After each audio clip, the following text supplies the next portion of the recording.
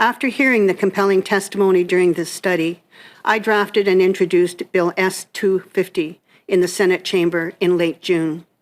This bill would make it a criminal offense to sterilize someone against their will or without their consent. The bill would actually lay out a consent form on how to actually gain consent that would be inclusive of, say, 4 pillars, like looking at capacity, making sure that there's no deception, no coercion, making sure that there's adequate time taken for that person to be able to understand what the consent means. We heard many issues coming from the survivors that consent was given when they didn't understand what the doctor was saying.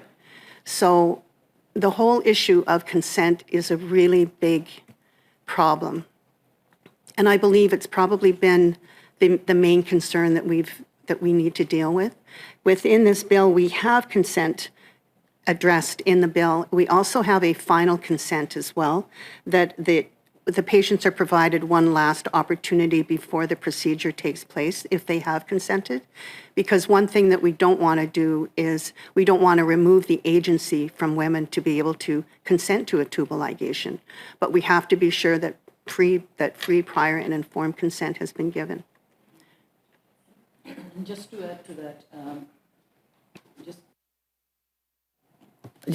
that, it is an offense under one or more of the sections of the criminal code, but I think we heard to this date there has been no consequences for anyone who has committed these acts. So it is a criminal offense under sections 265, 267, and 268. That's assault, assault causing body harm, and aggravated assault. But we did not hear of consequences for anyone who did do forced sterilization. Well, what we've seen so far hasn't worked because we've had, I believe there's sterilizations happening today as we speak. The calls that I get in my office tell me that women are still being coerced into sterilization. Women that are pregnant even are being coerced into having that tubal ligation. And so what we've seen up to date really hasn't worked.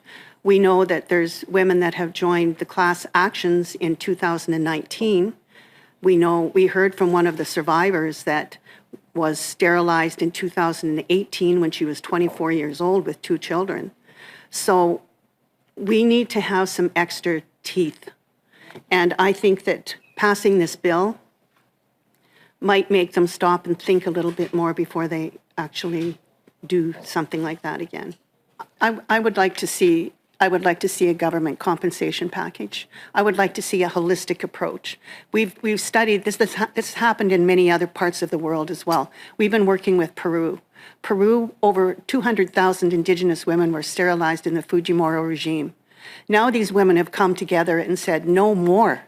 We want compensation, and they won their case. And they have a compensation package that looks at a holistic way of dealing with this pain that doesn't just affect one person, because we hear this from the survivors as well. They don't trust the hospital. They don't trust the system. They don't even let their kids go.